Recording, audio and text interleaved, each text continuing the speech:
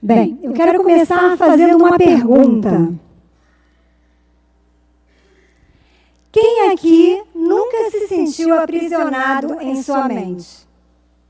Quem aqui nunca se sentiu aprisionado em sua mente? Vamos lá. Então eu vou fazer uma outra pergunta. Quem aqui já se sentiu aprisionado em sua mente? Vamos ver quem tem coragem de falar. Então está todo mundo ligado.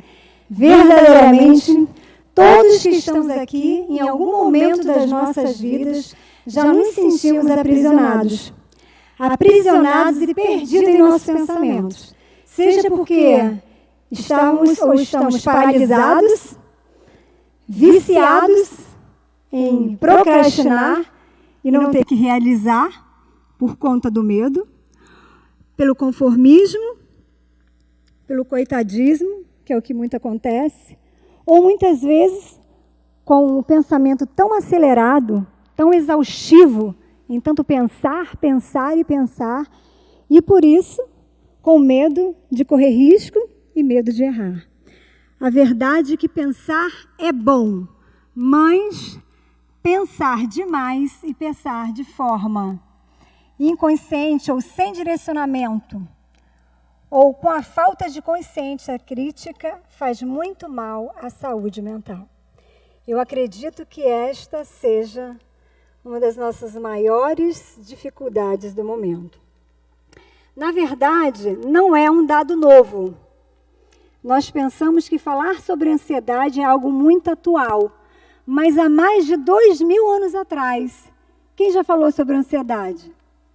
Paulo. O apóstolo Paulo falou sobre ansiedade. E é interessante que o apóstolo Paulo, eu sou apaixonada pela epístola de Paulo, a gente entende que ele é muito contemporâneo em sua dor. Ele fala muito sobre o que eu sinto. Vocês concordam com isso? Ou só eu que sinto assim? Concordam? Pois é. Parece que Paulo está vivendo os nossos tempos, esse momento atual. Ele fala sobre essa dor de consciência, essa dor de ser humano, de errar, o medo. E ele diz em Filipenses 4, 6 e 7, isso já faz alguns séculos. Vamos lá. Falem comigo. Não andeis ansiosos, coisa alguma. Antes, em tudo, sejam os vossos pedidos conhecidos diante de Deus, pela oração e súplica com ações de graça. E a paz de Deus, que excede todo entendimento, guardará os vossos corações e os vossos pensamentos em Cristo Jesus. E isso é lindo. Há 2000 anos atrás, Paulo já falou isso. Porque ele sabia o quê? Que não só os irmãos lá de Filipenses, mas hoje essa é a nossa realidade. Então, queridos, é uma discussão muito grande, né? Dizer que a ansiedade e a depressão, porque elas andam juntas, e daqui a pouco nós iremos falar sobre isso, é uma doença do nosso século. Eu digo, como profissional, e depois de tanto, né, nesse exercício do trabalho, que a ansiedade e a depressão, elas atravessaram séculos. E hoje, talvez, por nós termos, né, todas essas mudanças tecnológicas, mudanças sociais, relacionais, comportamentais, nós temos um conhecimento maior sobre o que é a ansiedade, inclusive sobre o que todos esses transtornos e doenças de ordem psíquica causam em nossa vida, inclusive nas doenças físicas. Então, a Organização Mundial de Saúde, ela traz um dado estatístico de que os transtornos psiquiátricos, de todos os transtornos psiquiátricos, né, a depressão e a ansiedade são os que acometem mais pessoas em todo o mundo. E, infelizmente, o nosso país está no ranking. É uma situação muito triste, né? Nosso país está no ranking e é o campeão nessa desordem psíquica.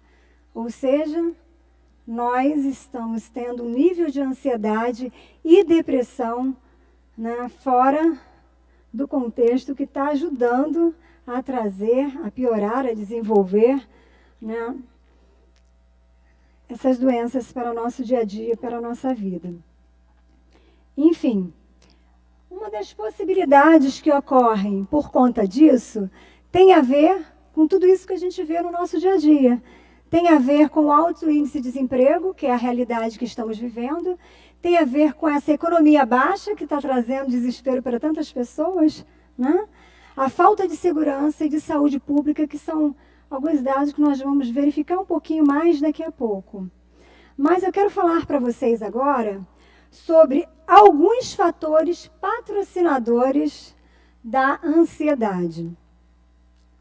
E assim, esses fatores, eles independem do tempo histórico, eles atravessam todos esses tempos. Desde que tempo é tempo, eles são considerados como fatores que patrocinam esse comportamento, essa atitude ansiosa. Então, crianças que passam por abuso ou negligência. Isso é algo muito sério.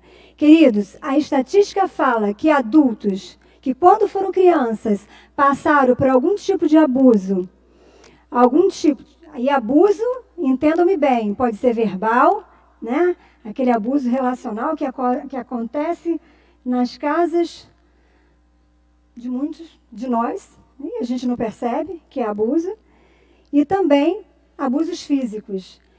Adultos que foram acometidos por esses abusos, eles têm 3 a 4% de probabilidade, de possibilidade a mais de desenvolver ansiedade e depressão. Outro dado, a genética. Infelizmente, sendo generosos, a genética ela atua de 50% a 80%, né? Não querendo dizer, nem vamos, 70% a 80% das possibilidades. Mas tem uma coisa interessante, quando a gente sabe que geneticamente nós somos tendenciosos a desenvolver algum transtorno ou alguma doença, o que a gente tem que fazer? Prevenir, cuidar. Então não se desespere, nós acabamos ainda, não chegamos ao final. Outro dado é a convivência próxima com o familiar ansioso. E quando a gente diz a convivência próxima com o familiar ansioso, a gente diz que é a convivência próxima com pessoas furiosas, raivosas e agressivas. Nós estamos falando de pessoas descontroladas, que agridem física e verbalmente. E isso é muito sério. Outras são as preocupações com a saúde pública, que é uma realidade que, como falamos, talvez por isso também estejamos em primeiro lugar nesse ranking da desordem sobre ansiedade e depressão, que tem a ver com essa falta de hospitais, falta de medicamentos, de profissionais e de condições aí para podermos cuidar da saúde. Notícias políticas. Todos nós sabemos desse círculo que está aí, esse círculo político, que prefiro não entrar nos detalhes, não é verdade? Cabe a cada um aí saber o que fazer. E, por último, as relações sociais. E nas relações sociais a gente entra aqui, violências, assaltos, né? As mortes, enfim, tudo isso que a gente vê e que nos deixa tão inseguros e preocupados e ansiosos no dia a dia de sair de casa e de viver. Bem, existem muitos motivos e esses são os deles pelo qual eu decidi falar sobre a ansiedade. Mas, na verdade, eu decidi falar sobre a ansiedade por uma questão muito pessoal. E talvez choquem vocês, a maioria não. Mas eu sou uma pessoa ansiosa, bem ansiosa. E eu nunca escondi isso, porque eu não sou o tipo de psicóloga que não faço perfil de psicóloga. Eu sou o que eu sou e faço o meu trabalho da melhor forma que eu posso fazer, mas eu sou uma pessoa ansiosa. E nessa história, eu pude ser muito beneficiada pela ansiedade, porque a ansiedade ela também é positiva. Ela faz com que a gente faça o quê? Que a gente se mova. Se você tem um pouquinho de ansiedade, uma ansiedade dentro do padrão, o que você faz? Você é uma pessoa ativa, você corre, você faz a coisa acontecer. Você pode utilizar isso a seu favor. A ansiedade, em muitos momentos da nossa vida, ela é uma emoção, e é uma emoção natural, e ela faz com que a gente realize coisas, com que a gente crie possibilidades.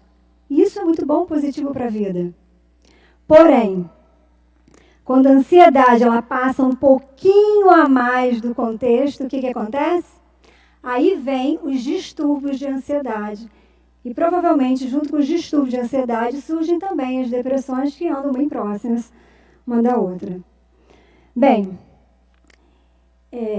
eu vou fazer um comentário e falar uma frase de alguém que às vezes é mal interpretado. Eu particularmente gosto muito desse autor. Ele é um estudioso, um psiquiatra estudioso da ansiedade, mas como é do senso comum e existe, né, pensamentos, ideologias diferentes sobre a automotivação, mas ele fala uma coisa que faz muito sentido para o meu momento da agora. Ele diz: ninguém é digno do pódio se não utilizar o seu fracasso para conquistar. Ninguém é digno do pódio se não utilizar o seu fracasso para conquistá-lo. E o que eu entendo que ele quer dizer com isso? Que ninguém é digno da sabedoria, do aprendizado que tem, da experiência que viveu, da sua história, se não usar de alguma forma a sua dor, o que viveu, a sua história, as suas questões pessoais, as suas lágrimas, para chegar ao pódio. E agora eu estou aqui usando uma questão minha, que é pessoal, que atravessou a minha vida e atravessa a vida de muitos de vocês, que eu tenho certeza. Como profissional da psicologia, a gente encara isso todos os dias. Ninguém procura psicólogo porque quer, né, apenas compartilhar as alegrias da vida. Ele busca apoio. E aos que não procuram, mas que passam também, que, aliás, existe um dado estatístico que as pessoas geralmente estão passando por ansiedade e depressão minimamente 6, 7 meses até procurar um profissional, por conta do preconceito. Não procuram médicos e muito menos psicólogos. Porque acha que vai resolver isso de outra forma e nós, como religiosos, temos que tomar muito cuidado com isso, que há lugar para todas as coisas. E Deus deu capacidade ao homem de ser um instrumento na vida de outras pessoas. E é essa capacidade que Ele deu que tem que fazer com que nós entendamos a importância dos profissionais da área de saúde e saber dividir onde nós precisamos trabalhar cada fase da nossa vida, cada aspecto da nossa vida, que é o físico, o mental e o espiritual. Ok? Então, existem alguns tipos de ansiedades.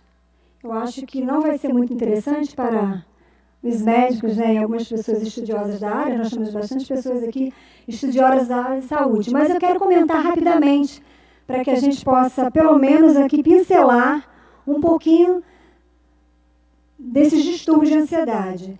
O TAG é bem conhecido, que é o transtorno de ansiedade generalizada, como dizendo ali, que é quando a ansiedade persiste por um longo tempo. E isso passa a interferir nas atividades do dia a dia. Geralmente, quando passa de 4 a 6 meses, isso passa a interferir na nossa vida diária, no nosso cotidiano. Nós estamos aqui falando de uma pessoa com um excesso de preocupação, de uma pessoa que tem uma expectativa, né, muito apreensiva das coisas, de uma inquietação, pessoas que de alguma forma têm tensão muscular sem necessariamente motivos específicos para isso. E o que é interessante é que o TAG, que é esse transtorno de ansiedade generalizada, necessariamente os pacientes, as pessoas que têm TAG, eles necessariamente não apresentam crises de pânico, porque todos acham que só precisa de trabalhar a sua ansiedade quando apresentam uma crise de pânico. Aí é o momento, né? E olhe lá, essa é uma grande questão. Um outro tipo de distúrbio de ansiedade é a síndrome do pânico, que são essas crises de desespero, de medo, sem sinal algum real, né, de perigo iminente. E nessa crise de pânico, geralmente é um medo inesperado, um medo de perder o controle, como a gente já sabe, de enlouquecer, de morrer do coração, né, são todas essas impressões.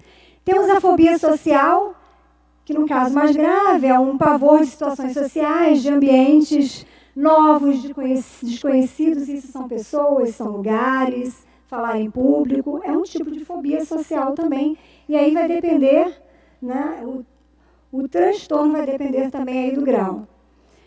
A outra são as fobias específicas. As fobias específicas, como está dizendo ali, é o medo persistente e incondicional e irracional de um determinado objeto, animal ou situação que não represente nenhum perigo real, nenhum perigo iminente.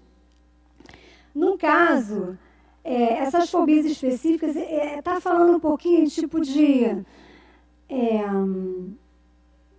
aracnofobia, medo de aranha, digamos assim, claustrofobia, aquele medo de você ficar preso num lugar fechado. Está falando também de agorafobia, que é o medo de ficar sozinho num lugar aberto, o medo do medo, enfim, é algo mais específico. Lembrando que tudo isso aí que a gente está determinando por tipos de distúrbios de ansiedade podem ocorrer um dentro do outro também.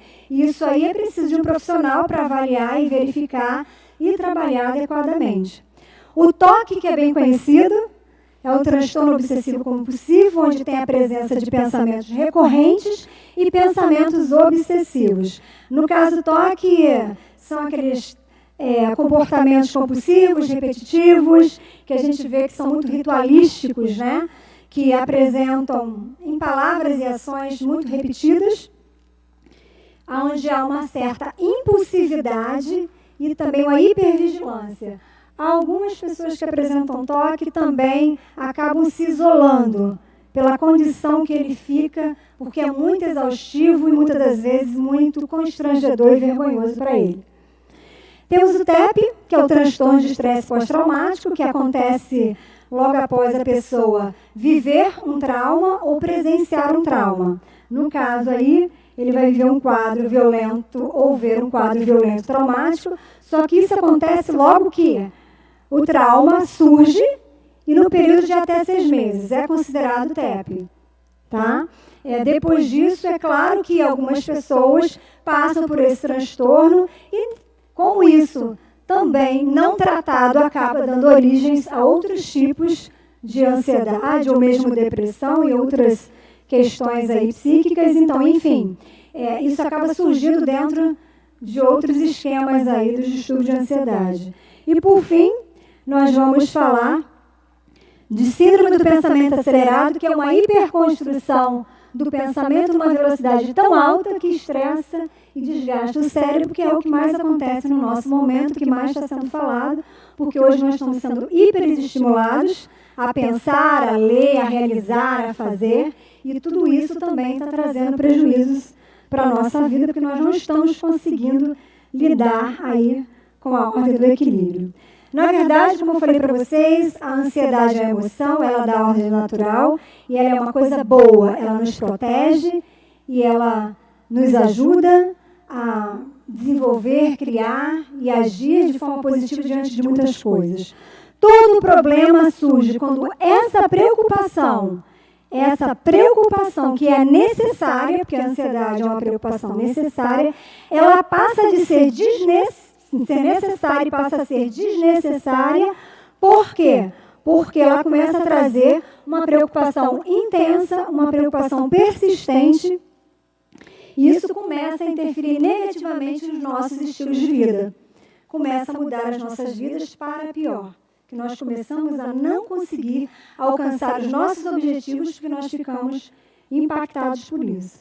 Então, esse momento, né, que nós percebemos o que a pessoa passa a apresentar um distúrbio de ansiedade, um transtorno de ansiedade, que já é uma ansiedade que não é da ordem do natural e necessária, é o momento máximo onde deve-se buscar ajuda profissional para isso. Então, não há problema e é uma bênção nós podemos estarmos aqui em união em igreja e termos um espaço para poder trabalhar o nosso espiritual, porque nós somos seres espirituais. Isso é importantíssimo. Mas nós temos como cristãos, e hoje, né, nós temos a bênção de termos aí o Espírito de Profecia de Ellen White, que nos dá várias orientações. Nós temos pessoas tão preparadas Porque se tem uma coisa que nós podemos nos orgulhar pelo fato de sermos adventistas do sétimo dia, é porque é uma igreja que procura sempre desenvolver, né, sempre estimular que as pessoas estudem, que as pessoas estejam atualizadas, que conheçam da ciência e que conheçam também da Bíblia, e que conheçam de todos os fatos históricos e que possa fazer um alinhamento de tudo isso e ter capacidade de fazer boas escolhas na vida. Então, algo que acontece, né, é que a ciência imaginou durante algum tempo que todas essas informações que a gente recebe, ou seja, quanto mais informações, quanto mais a gente lesse, quanto mais a gente aprendesse, tudo isso nos tornaria mais o quê? Sábios e inteligentes. Foi isso que aconteceu? Eu acho que nós nos tornamos até mais inteligentes, é verdade, né, em muitos sentidos. Porém, nós nos tornamos também um pouquinho mais adoecidos, porque perdemos o controle. Então, na verdade, o excesso de informações acabou conspirando contra a mente humana. Então,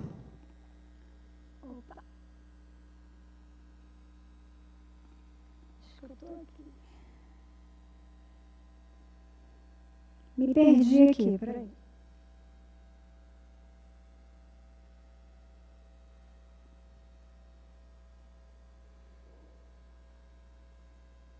Agora sim. Então, o que a gente percebe? Que não é o excesso de dados e informações que inspira o pensador, mas a capacidade de organizar todas as informações que se tornam lixo, que se tornam lixo. Porque a verdade é essa. Nós ficamos 24 horas por dia desligados. E eu, se eu não deixar, eu fico 24 horas por dia ligado. Eu literalmente não durmo. Desde sempre. E tenho certeza que muitos de vocês também. Antigamente, quando a gente é mais jovem, né? Tudo bem, a gente faz mil coisas, isso é ótimo, traz muito benefício. Mas à medida que o tempo vai passando, o nosso corpo começa a cobrar isso. E a gente começa a lidar com algumas realidades que não são muito interessantes. Então, de certa forma, nós viramos uma plateia de cansados. Não dormimos mais. Quando dormimos pouco, ou dormimos demais, que é outro problema. Não fica se achando aí feliz da vida porque você dorme 10, 12, 15 horas por dia, não, porque dormir demais também é um outro problema. Porém, quando dormimos poucos e dormimos mal, acordamos exaustos, cansados, por quê? Porque viajamos pelo planeta das emoções. A gente não consegue nem descansar quando dorme, a verdade é essa. Não é mesmo? Passamos a ter um gasto de energia, o quê? Um gasto de energia inútil. A maior parte desses pensamentos e energia não imprime prazer, alegria, criatividade, e sim uma reatividade que esgota o quê? A nossa emoção e o cérebro. Nós estamos, queridos, cada vez mais ocupados, cada vez mais preocupados. São tantas as obrigações, são tantos os compromissos, são tantas as vaidades, são tantas as responsabilidades que a gente não dá conta. E mais, tem um dado, nós nunca tivemos na história uma fase onde nós temos tantos entretenimentos, né? Como hoje, uma indústria de entretenimento, tantas diversões, e ainda assim, eu não sei porquê. Ou, aliás, eu sei, você também sabe. Nós estamos cada vez mais desanimados, cansados, tristes, adoecidos, desacreditados, ansiosos, depressivos, enfim. Estamos adoecidos fisicamente e psiquicamente. Isso é um dado para a gente pensar.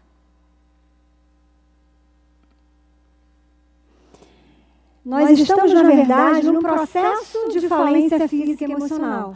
Nós temos uma mente pensante que não se desliga, que trabalha sem controle e se desrespeita. A gente não para. É um consumo de energia absurda. Às vezes eu fico pensando que eu sou uma máquina. Se deixar, eu tenho que dizer para mim, Márcia, para!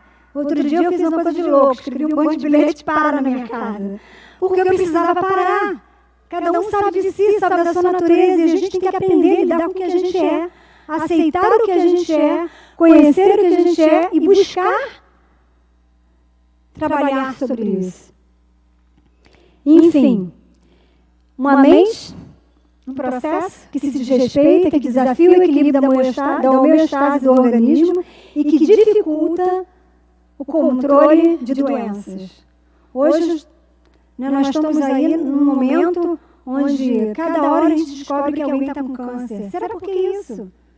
Nós estamos trabalhando de uma forma tão exaustiva, a gente não para. Imagine dar conta, o corpo dá conta dessa energia. E o que o câncer pode dizer? São células que querem trabalhar a vida inteira com jovens, elas não param. É uma energia muito grande. E isso é muito complicado. Então, dores de cabeça, dores musculares, taquicardia, queda de cabelo, nó na garganta e muitos outros contextos dizendo: para, não dá mais, parou, acabou, já deu. Muda de vida, veja o que está errado. Para, pensa. Pensa, Márcia. Pensa, Regina. Pensa, Andréia. Para, pensa. Enfim, estamos sendo escravos dos nossos contextos de vida. A verdade é essa. Vítimas dos nossos pensamentos, dos nossos controles doentios e da nossa capacidade de fazer boas escolhas. E por isso, temos mais dificuldade de sermos maduros, realizados e felizes. Temos tantos conhecimentos ao nosso dispor e estamos tão complicados, tão complexos. Essa é a realidade. Enfim, nós criamos esferas emocionais, gaiolas emocionais. Nós criamos uma relação doentia com as pessoas, uma relação doentia com Deus, uma relação doentia com nós mesmos. E tem mais, a gente não consegue ouvir a Deus, porque nessa situação toda a gente tem dificuldade de ouvir a Deus. Ou não é verdade? Passamos a ter dificuldades de ouvir a Deus. E adquirimos um controle que não é livre. Adquirimos também um controle que não é libertador, que encarcera, e que muitas das vezes estamos aqui levando outras pessoas a mensagem, dizendo que somos libertos, que estamos livres, quando no final nós estamos acorrentados, e não é por falta de conhecimento. Porque nós temos o conhecimento, nós temos a fonte da palavra. Enfim, passamos a ter dificuldades de fazer escolhas. E uma coisa é muito interessante, porque nós passamos a ter uma mente que procrastina, ou seja, ela dia após dia o que tem que fazer. Não é assim que a gente faz? Não é assim? Eu sempre fui uma pessoa que pensava fazer as coisas na hora. Eu estou nessa vibe. Quando eu me pego, eu estou bem fugindo do que eu tenho que fazer. Invento mil outras coisas desnecessárias para aquele momento que me cansa. E o que eu tenho realmente que fazer, eu fico fazendo o quê? Procrastinando. Você é assim? Alguém aqui é assim? Concordam? Que isso é uma realidade muito dos nossos momentos, das dificuldades que a gente vive. Então, nós estamos cada vez mais com a mente adoecida. Estamos tendo cada vez mais dificuldade de tomar escolhas sábias. E quando a gente não consegue fazer escolhas sábias, o que acontece no nosso futuro? Consequências danosas. Consequências danosas. Nós passamos a ter muitos problemas na vida quando a gente não consegue. E eu quero fazer um adendo aqui. Quando a gente está muito ansioso e um tanto deprimido, a gente vive um momento que aquele momento é tão difícil, eu fico ouvindo os pacientes falando, é tão difícil para eles, é tão difícil, porque, por um lado, pela ansiedade, se torna emergente, urgente tomar uma determinada decisão. Por outro, você tem dificuldades para tomar a decisão, dependendo se você está também deprimido. E aí vira uma angústia. Você não consegue ouvir a Deus, você não consegue ouvir o seu psicólogo, você fica chateado quando você vai à igreja e alguém fala alguma coisa para você. Você fica numa dificuldade muito grande. Sabe por quê? Quando nós estamos doentes psiquicamente, doentes emocionalmente, nós estamos com as nossas emoções comprometidas, com as nossas emoções alteradas. Então, por isso, a gente tem tanta dificuldade de tomar decisões apropriadas, devidas, adequadas e decisões segundo a vontade do Senhor. E o mais triste disso tudo, irmãos, que muitas das vezes isso acontece, não é por falta de orar. A gente fica ali de manhã, de noite, incessantemente orando, falando, repetindo, feito louco a mesma coisa, como se Deus fosse surdo. Acho que todos nós já fizemos isso aqui em alguns momentos da nossa vida.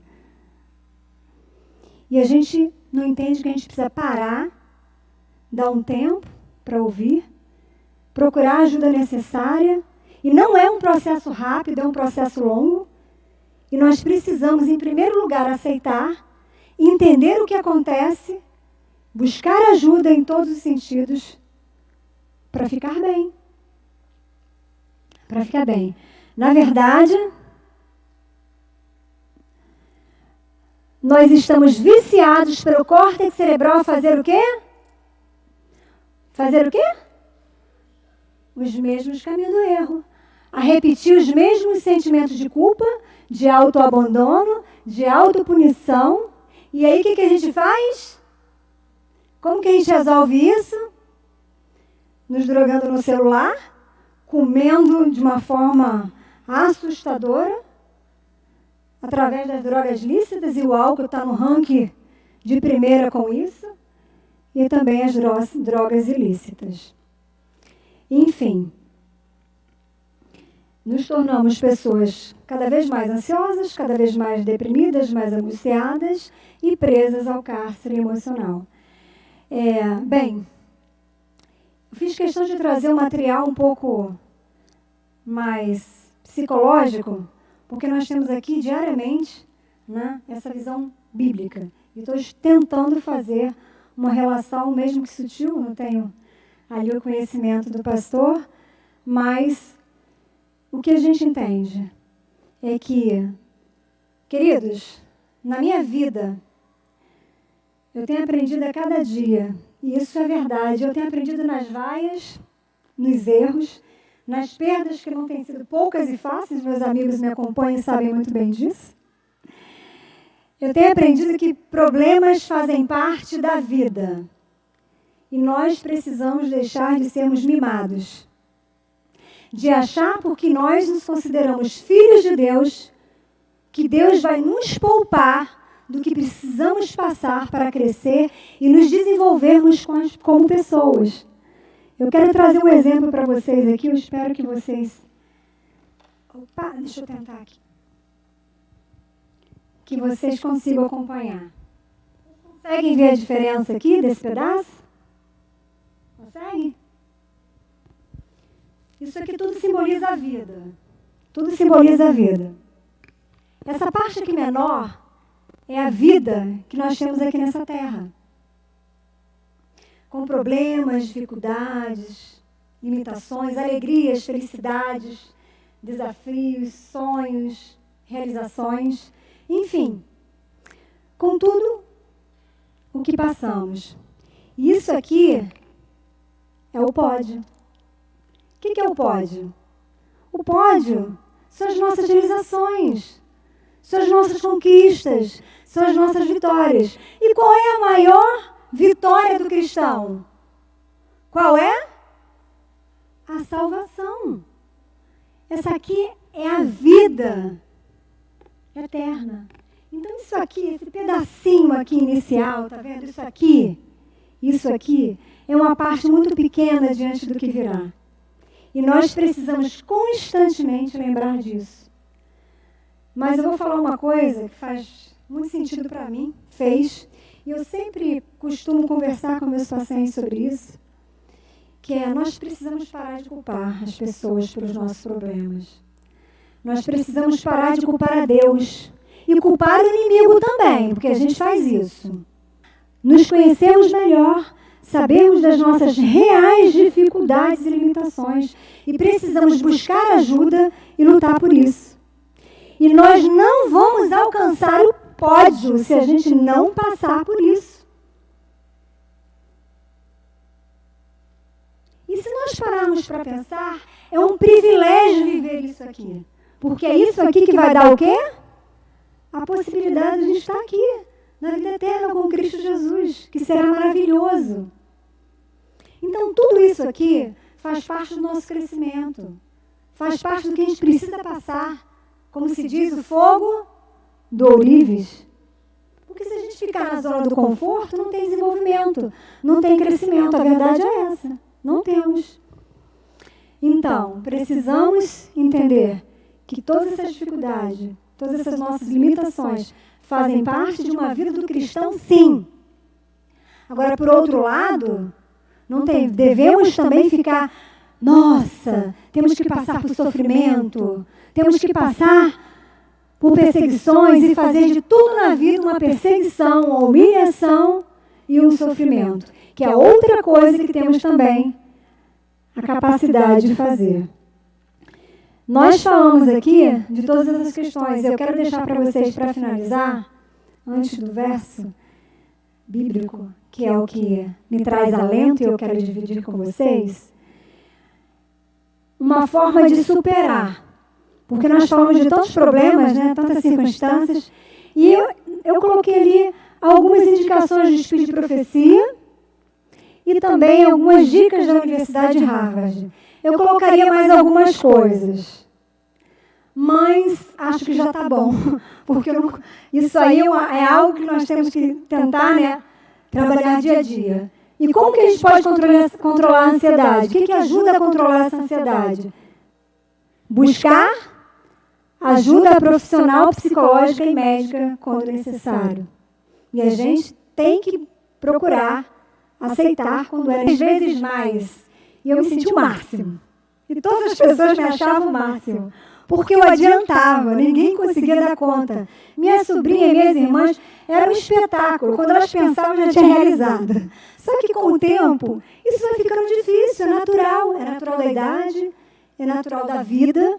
Então, quando você faz uma lista de afazeres, o que acontece?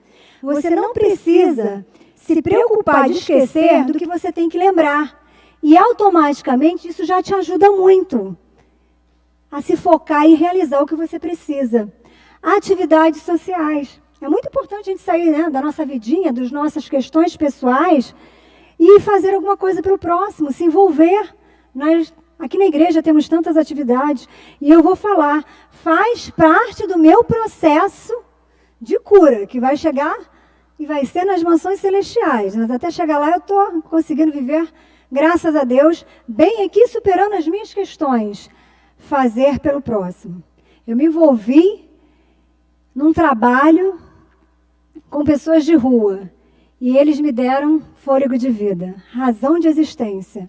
Quando eu chego lá e olho para eles, eu descubro que meus problemas são nada diante da realidade. Então, isso é muito importante. Outro, rede de ajuda. O que é rede de ajuda? Todos nós precisamos de ajuda. Se você é uma dona de casa, não faça tudo sozinha, isso vai te deixar exausta. Até porque hoje as mulheres são rainha do mais ou menos, né? Ela trabalha em casa, ela estuda, ela tem que ficar bonita, ela tem que ser interessante, ela tem que cuidar de filho. A gente não dá conta, eu não estou dando conta. E eu não tenho a metade das obrigações que algumas pessoas aqui têm. Então, enfim, pede ajuda, divida as responsabilidades, os compromissos. Porque não pode ser equipe, tem que ser a família. E assim é na igreja, assim em casa, em qualquer lugar. Atividades respiratórias. Existem várias atividades respiratórias que podem ser usadas. Particularmente, eu amo atividades respiratórias e eu estou aqui graças a ela. Porque eu faço atividades respiratórias e elas funcionam para mim de uma forma maravilhosa. Maravilhosa. Não estou nem tremendo, ó. Se fosse antigamente, eu estou aqui batendo o corpo todo.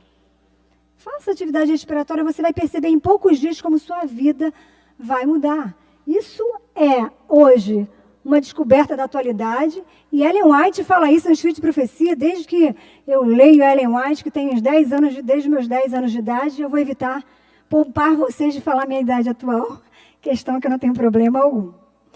Atividades físicas, principalmente exercícios aeróbicos, porque vai ajudar você, né, a liberar esses hormônios e também a desenvolver adequadamente os hormônios necessários. Adrenalina, noradrenalina, essas linas todas, enfim, tudo isso é importantíssimo.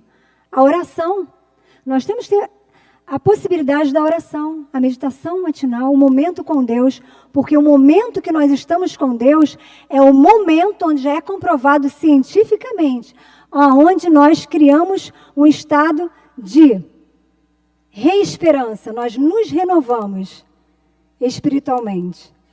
Acontece uma mudança extraordinária. O Hertz, que trabalha de uma forma, ele triplifica e nós ficamos motivados, esperançados, alegres e firmes no Senhor. Por isso que cada vez que a gente lê, que a gente estuda, que a gente vem à igreja, que a gente ouve a palavra, a gente se renova. Porque Deus nos fez seres espirituais com capacidade, um pontozinho aqui no cérebro, que hoje foi dado esse nome pelos próprios cientistas, que beneficia isso. E o meu sonho de consumo, que é dormir 8 horas por dia, um dia eu chego lá. Né? Claro que cada pessoa tem um funcionamento diferente um do outro, então necessariamente 8 horas não vai ser o que é para todo mundo. Algumas pessoas, inclusive, precisam dormir um pouquinho mais, mas não pode exagerar, né, gente? A alimentação saudável, que é uma orientação que nós temos, cada vez mais buscarmos alimentar saudavelmente. E, gente, saborear a vida. Se alegrar pelos pequenos detalhes, pelas pequenas coisas. Significa gratificação. Quando eu passei a me sentir mais gratificada pelos pequenos detalhes, eu comecei a viver mais feliz. Eu passei... Nesse período da vida, eu vou falar rapidamente sobre isso, que o horário está avançado, mas eu passei por um período de grandes perdas. E se eu me olho hoje, me olho lá, há 7, 8 anos atrás, quando eu tive a primeira perda, que na minha família, por exemplo, eu nunca tinha passado por uma perda, tipo um falecimento, que existem vários tipos de perda, eu me desestruturei completamente. Eu tinha certeza da salvação da minha mãe, eu não sei porque eu tenho a certeza disso. Eu tenho a certeza que foi o melhor para ela. Mas eu sofri de uma forma... Isso foi uma coisa que foi danosa em minha vida. E semana passada eu perdi meu pai. E não ficam com pena, não. Meu pai descansou no Senhor. Eu tenho certeza absoluta disso. E é claro que eu chorei. Eu não consegui chorar como eu chorei das outras vezes. Eu acho que a gente vai amadurecendo também, de certa forma. Mas eu não quis ver meu pai sofrendo. Eu pensei, eu não posso ser egoísta de ver o meu pai sofrendo como a minha mãe sofreu. E as coisas aconteceram de uma forma tão extraordinária que eu tive tempo de visitá-lo na semana anterior. 4 dias depois, antes, nós tínhamos saído da casa dele, 5 dias. Eu tive tempo de ter recebido a bênção dele. Porque eu tive, de alguma forma, eu tenho uma questão especial comigo, parece que algumas coisas eu sinto, e eu falei, meu pai vai ter que me abençoar de qualquer maneira, que eu tenho a sensação que era a última vez que eu o via, e aconteceu. E eu recebi a bênção do meu pai, foi um encontro maravilhoso com meus irmãos, e eu vim de lá tão feliz, e foi algo interessante que no carro, na ida, na vinda, e para algumas pessoas mais próximas, eu disse, meu pai não passa desse ano. Eu olhava para ele e sentia que o olhar dele não estava mais ali, mas comigo e nem aqui. E em algum momento, junto com ele disse assim para mim, filha, você sabe que pode ser a última vez que você me vê. Você não sabe? E eu disse para o meu pai, olhei para o lado, né, para ninguém me degolar, e falei assim, pai, eu sei, mas o senhor sempre fala a mesma história, não é mesmo? Na verdade, eu queria desfocar, porque eu também estava tendo aquela sensação. E aí ele disse, mas dessa vez é diferente. Eu falei, pai, eu sei. Aí ele, você sabe? Eu falei, eu sinto. Eu sinto que pode ser que seja a última vez que eu vejo. Por isso, pai, me dê novamente a sua bênção. E saiba que todo esse processo que o senhor passou aqui, o senhor foi um homem abençoado. E eu me sinto muito gratificada por tudo. Então, quando eu soube, 5 dias depois, né, que nós havíamos chegado de lá, 4 dias praticamente, que meu pai faleceu, eu não sei, foi um misto de coisas. Eu até agora não consegui chorar o que qualquer pessoa normal choraria, porque eu não sei, eu fiquei tão feliz de saber que meu pai descansou, feliz, porque ele estava tão feliz com todos os filhos lá, numa paz, numa alegria, ele me deu a bênção dele. Eu consegui olhar para ele e sentir que todas as mágoas que eu tinha, que todas as questões tinham ficado ali. E eu senti, meu pai faleceu, descansou no momento que ele deveria descansar. E Deus foi extremamente generoso e amável comigo. Ele cuidou de cada detalhe. E quando a gente aprende a olhar que Deus cuida de cada detalhe, por mais que nós tenhamos o nosso desespero, a gente não perde o controle total da história. Porque se desesperar faz parte da natureza humana. Eu gostaria que vocês abrissem Salmos 94, 19.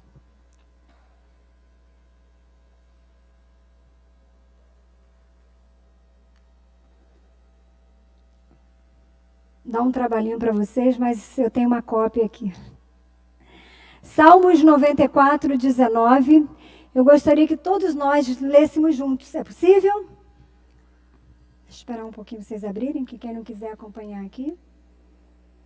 Diz: quando a ansiedade já me dominava no íntimo, o teu consolo trouxe alívio à minha alma. Queridos, alívio é no Senhor. Façamos a nossa parte e deixamos que Deus faça a parte dele. E vamos aguardar firmemente, alegre, gratificados, passando por tudo, entendendo que faz parte de uma superação para alcançarmos o pódio que é a salvação em Cristo Jesus. Amém.